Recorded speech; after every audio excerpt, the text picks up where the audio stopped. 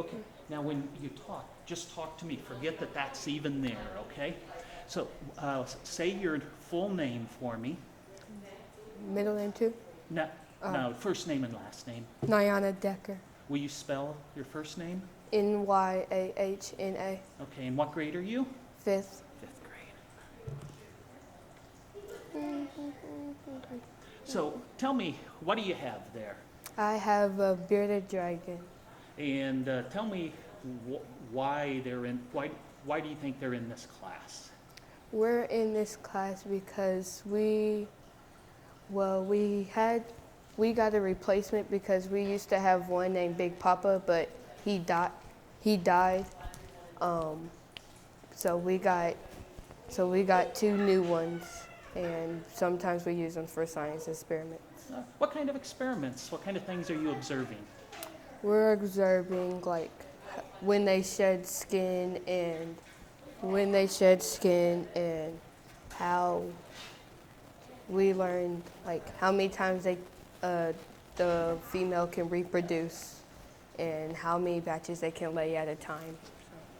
So you guys found out a little while ago that they are going to have babies and eggs and stuff. Tell me about that. Was that exciting? What did you think? It was kind of exciting. At first we had 31 and then we wish we didn't have any more. But then we had 15 more. So it's a lot. So what can you tell me about bearded dragons that are out in the wild? Where are they? What do they do?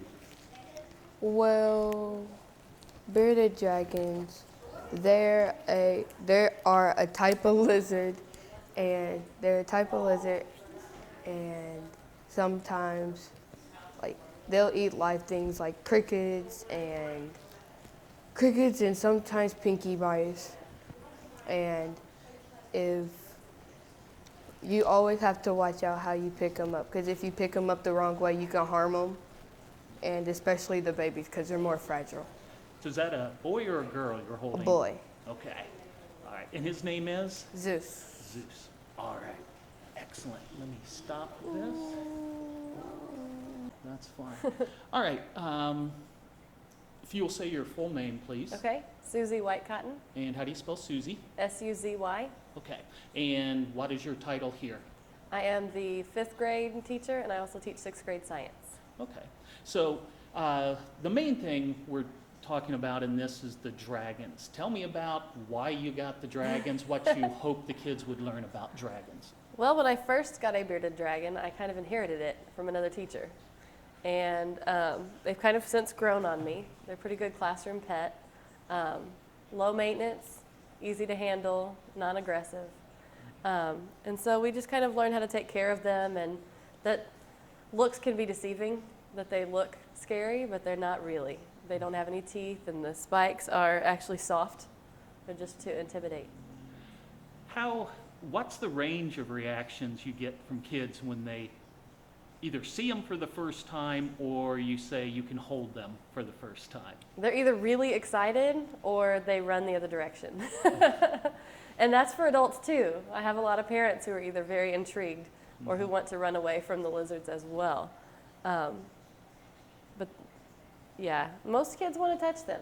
Most kids want to see what they feel like and hold them. They're interested. So right now you have 31 that have hatched. You have some more that you'll see how they do.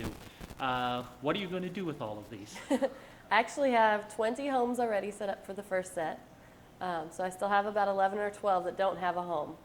I have some students who are taking them, and then also some other friends of parents who are interested in having the bearded dragons. So that's kind of how we're rehoming those. The students are going to get them for free, and then we're kind of selling them at a minimum cost to the parents to help cover the cost of raising them. Mm-hmm. So tell me, Sharon told me you had to do a lot of things to make it so that you could have successful babies. What all Yes. did you have to do?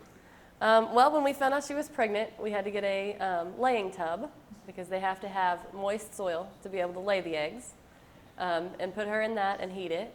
Once she laid the eggs, then we had to get them out and move them to vermiculite and put them in an incubator. They incubated for about 2 months. And then when they started hatching, we had to have individual tubs for the lizards, no more than 5 per tub. heat lights for each tub. We had to have miniature crickets, which we had to order offline. We had to do eighth of an inch crickets, and also a UVB light. How much of this did you have before she got pregnant? None. I had one extra heat light. The rest of it was purchased since then.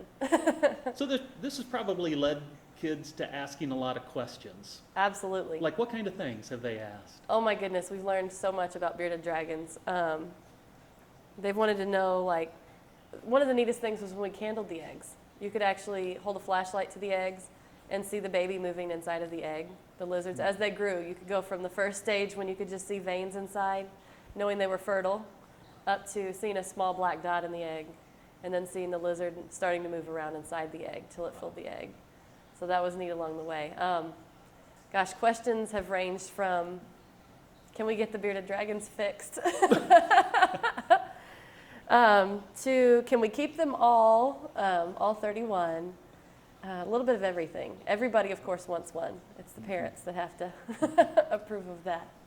You have lots of different critters in here. What all do you have? We have the 2 adult bearded dragons, the 31 baby bearded dragons. We have, for science right now, we have goldfish, we have pond snails, we have amphipods, which are little tiny microscopic aquatic animals.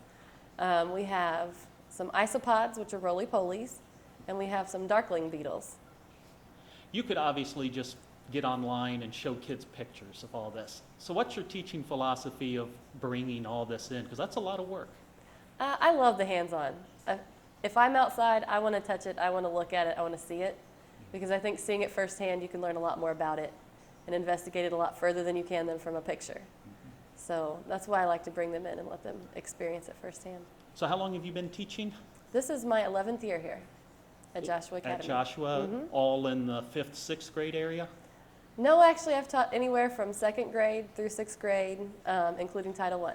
Okay. Oh, I didn't realize that. So if you would, say, bounce down to 1st grade or 2nd grade, would you take the little critters with you, or are these more age-appropriate, sort of middle school, upper elementary school? I think I would still take them with me.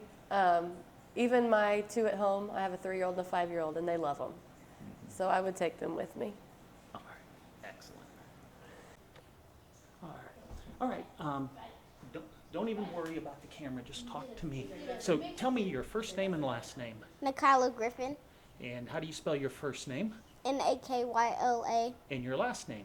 Griffin. All right. Tell me what you have in your hand there. A baby lizard. Well, tell me more about it. It's a bearded dragon. All right. Tell me about, is that the only baby in this class? No, there's 31 babies. What do you think of that? It's pretty amazing because I want one, but my mom said I couldn't. So tell me what it's like. What have you been doing to take care of the lizards, the baby lizards today? I've been spraying them, and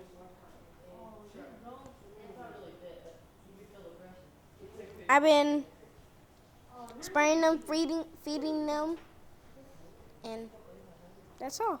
Why do you spray them? Water, regular water. It's their shower, basically.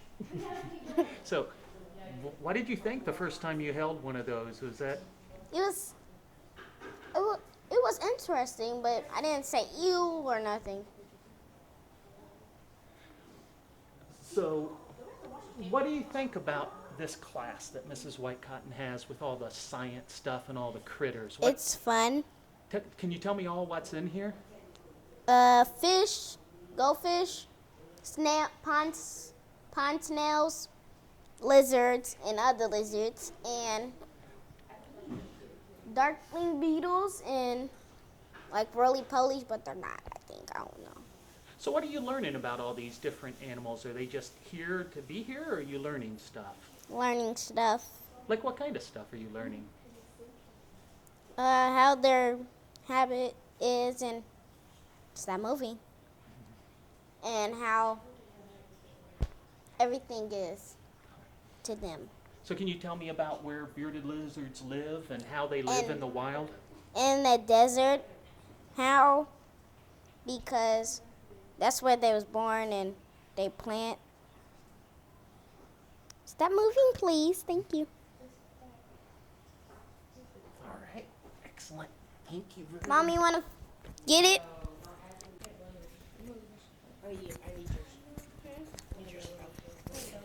Yeah, just need those. Yeah, just keep those two for right now. Okay, when we're, now, just use those two. Now, when we're talking, I want you to just look at me. Don't worry about the camera at all, okay? All right. Okay, so, so tell me your first name and last name. Trey Fox. And we spell both first name and last name. Treyfox. Okay, wasn't sure if there's two X's or one X in there.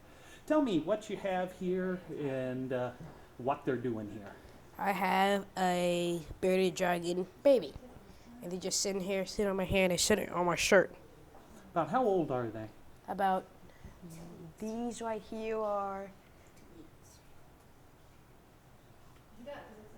about a couple days old, because the oldest ones are 2 weeks, and then the youngest ones are about 2 weeks old. Tell me about baby bearded dragons. What do you have to do to care for them? First, you have to have a heat lamp. And since they're only babies, you have to also have a night lamp, so they can stay cool at nights, like in the desert, but also not so cold, also hot. And how many babies are there so far? How many eggs are there? Do you expect more? Eggs, in all, there are 44 eggs, but right now that have hatched are 31. And then, do you think there's going to be more, or do you think that's all? There may be more. So, tell me about the first time you came in and just even held the adult bearded dragons, and then these little guys. Were you kind of scared? Did you think it was neat? Were you going, it's gross? I thought it was neat because they look like they have spikes on the side of their heads, and they look like they're going to hurt you, but they're not. It's just for show. So, what have you learned in this class, not just about the bearded dragons, but with all the different animals and stuff? What have you learned? Nature is awesome. And that if I had a chance to be like Miss Wakanda, I would. So, are you going to get to have one of these? Yes, I am. All right. What are you going to do with it? What are you going to name it, do you think? If mine's a boy, I'm going to name it Bingo. If mine's a girl, I'm going to name it Queen Latifah. And then I would just sit around with it, hang out with it, and then on the weekends, if I'm bored, just get it out, hang out with it. Oh, excellent. Thank you very much. You did a great job.